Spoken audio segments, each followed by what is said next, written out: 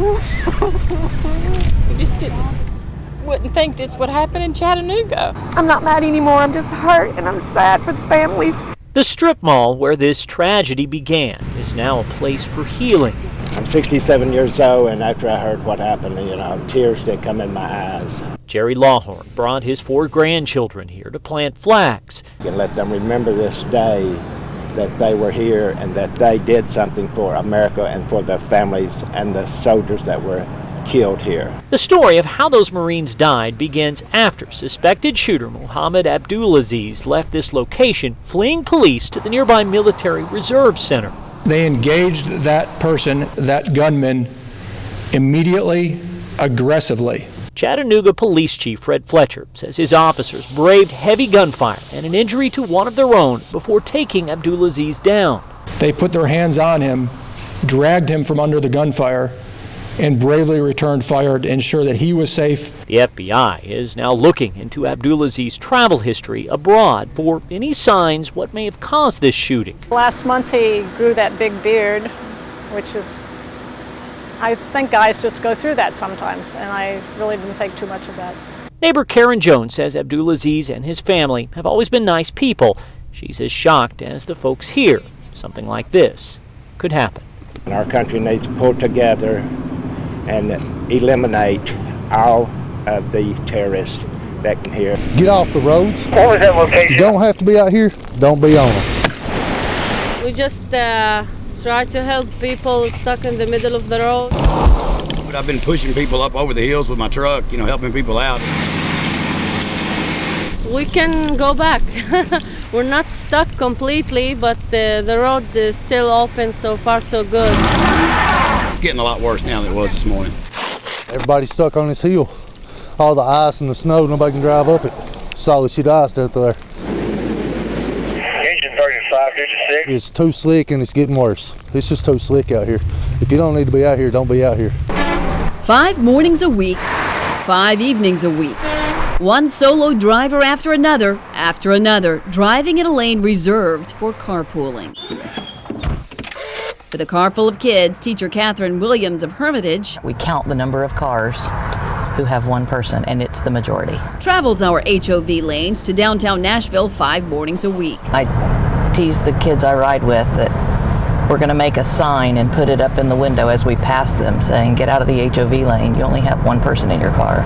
TDOT's own study shows violations are so high, these lanes can't even be classified as truly operating as HOV lanes. It's irritating that we've spent money on having the HOV lane and then it's not enforced. Yet the federal government is dumping another $2.9 million into pavement markings and new signs, and Tennessee taxpayers have to cover 10% or $290,000 worth. Why in the world would you spend that kind of money to make it look like we actually have an HOV lane and then not enforce it? That doesn't make any sense to me at all as a taxpayer.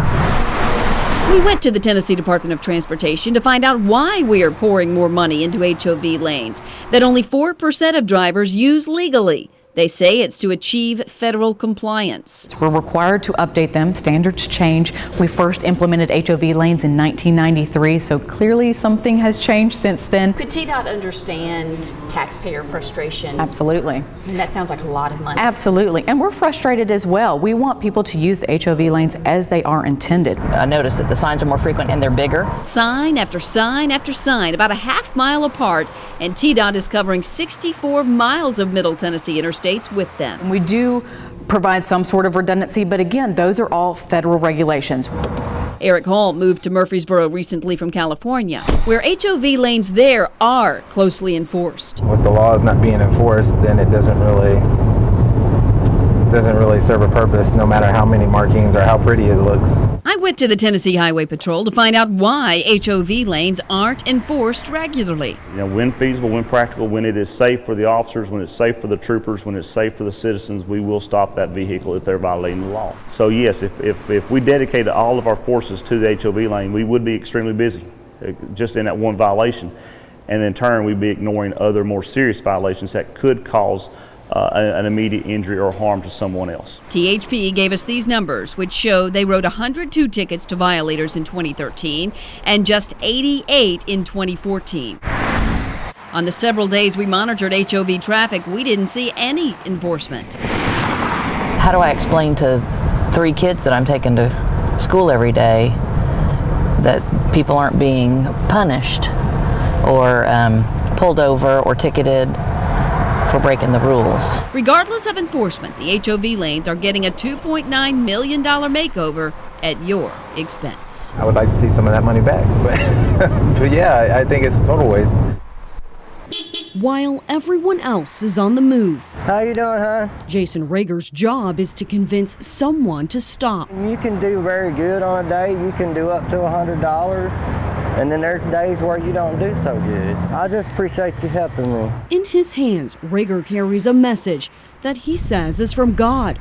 For the past year and a half, it's how he makes a living. I've received a $100 bill once, so yeah, that's shocking. The paper he sells is not to be confused with The Contributor, a publication that helps homeless people get back on their feet. Thank you. Faith Unity is a street paper that started 3 years ago. It is theirs, and any tips they make, they are subcontractors. They're independent contractors. It's basically, they're business owners. Founder Gene Burrows admits the IRS doesn't recognize the paper as a nonprofit. The sellers keep what they earn. We don't actively seek donations. Jason Rager wears what appears to be a permit. The Faith publication has yet to register with the Secretary of State. We are working on that right now. Some have paid big bucks to read it. We've been the first street paper that I can find in history that a vendor received $10,000 for a single paper. Filled with prayers and verses from the Bible. Rager says it's a paper full of promise. Thank you. God bless. He believes drivers who stop will get their money's worth.